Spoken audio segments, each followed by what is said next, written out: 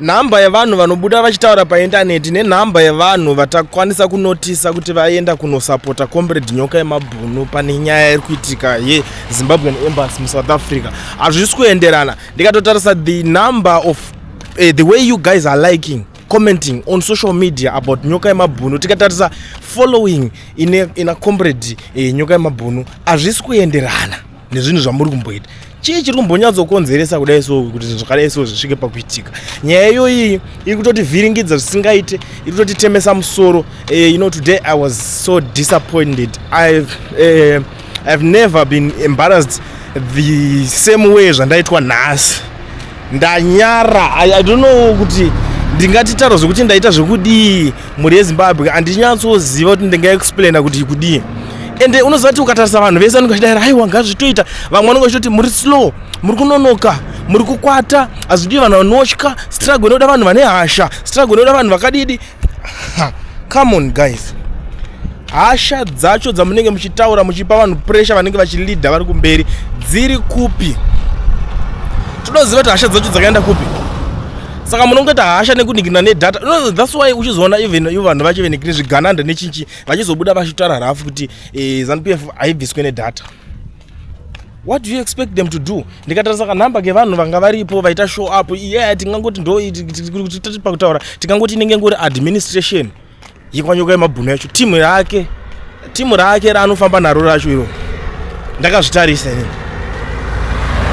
I was so disappointed, to be very honest. Ndamukira makuseni ndikati timhanyire tiende ikoko. Just that ndasvika ndapaka mota tabva tangokula down tiri mota tichitarisa kuti zviri kufamba sei, because the reason yaita ndiende ikoko yanga iri kuti ndiende toita ndinofilma ndinotora footage, but now ndakutonyara kuti ndingabudisa that kind of footage. Vakutanga because ndikabudisa that kind of footage, of course kuti I'm the one ane my best cameras, but ndikakwanisa kubudisa that kind of footage iyoyo ichatanga kushandiswa nevarakashi. Unoona zvakubudiswa kana kunana ZBC vachituka vachitaura kuti muri manhingirikini makadhakwa hamuna kubatana, all those things. Handikakwanisa kubudisa. I would rather delete those footages kana to keep it myself, because ndikatoibudisa iri high quality kudai so.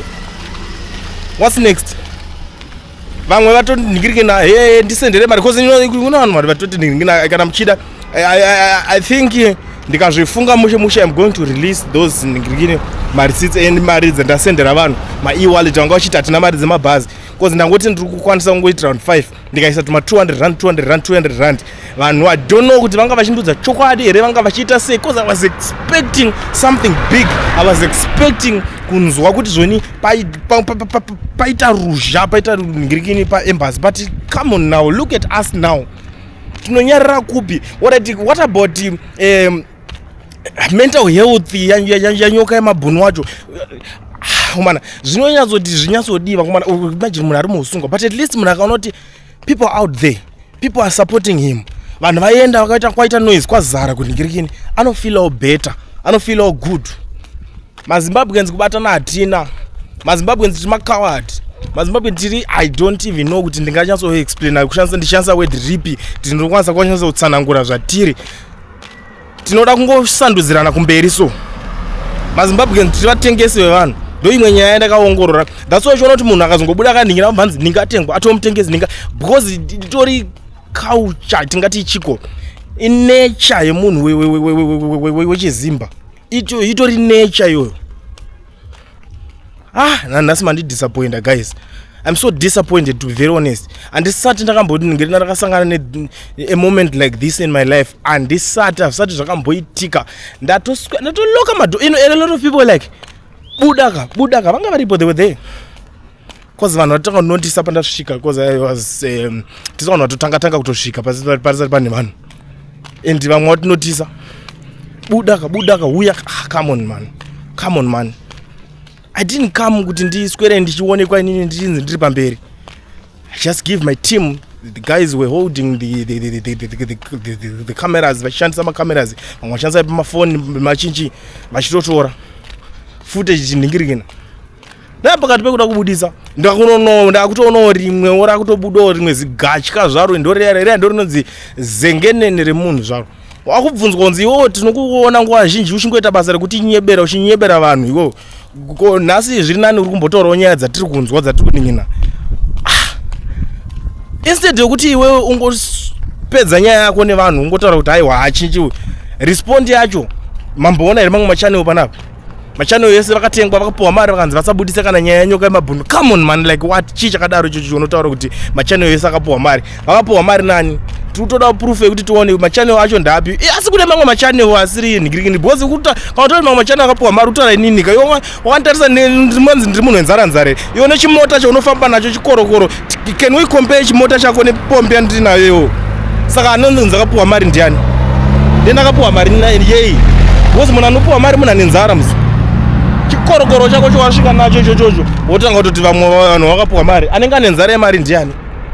Takadaro iwo ndionenge une nzara nemari because unokuita kuti utotry utengewo mota ndani inoonekera. We are sick and tired nechiunhu chakadaro ichocho manje.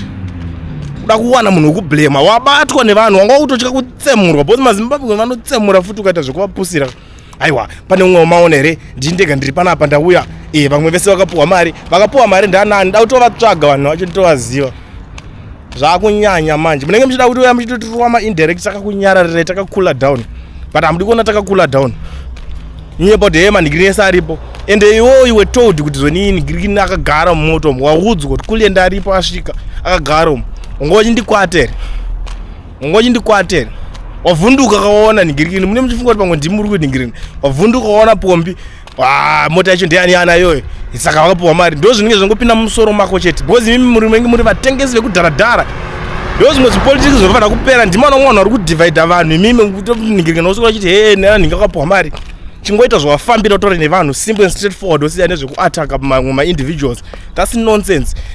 Tichasangana zvedu tichaonesana tichasangana tombonyazotaurirana because chatoita ndisatobude ndisida kutaura newe because handitodi kana kutamba newe kana kutaura any word newe because maakuzivikanwa. I'm very disappointed Mazimba nezvinhu zvaitika. Ngatitirayewo kuti titiraye kubatana hama dzangu because wonaika zvimwe zvacho tinoti toda kunosvika paground toda kusvika toda kunotaurirana zvinhu handiti tinoda zvinhu zvinopera for sure. Ngati tinosolva nyaya iyi toisolva ka1 kwete kuda kusolverwa nyaya munhu wakarara kudheni kwako hazvina zvazvinoshanda hazvina zvinobatsira.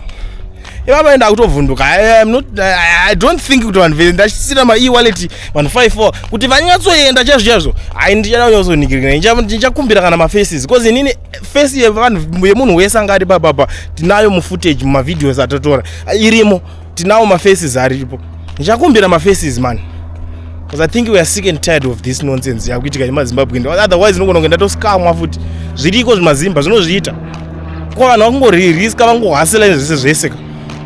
I'm very disappointed guys. Let's try to do something zvinoita kuti nyika iende kumberi. Kana tati tikuda kubatana chinhu 1 tiite ngatingoiita nyaya yacho toisolva ita se yobva yapera. So ndisingapedze nguva yenyu kana uchingori muSouth Africa uchida kuregister company usina work permit kana kuti study permit bata vanonzi Mukoma Owen the education research vanopedza masports vanokuregistera company yako vobva vakuvhurira FNB business account vobva watanga kuita matransaction ma-international nema-local chinongodiwa chete valid passport yako wakutokwanisa kutoita business rako. So bata Mukoma Owen vakuregistere company vobva vazokwanisa kuitawo madhiri mamwe anowanika matenda ari kungopuwa vamwe unongoziva nenyaya yekuti vane makambani ari registered iwe kangoregisterawo yako company zvinhu zvako zvakutokufambira.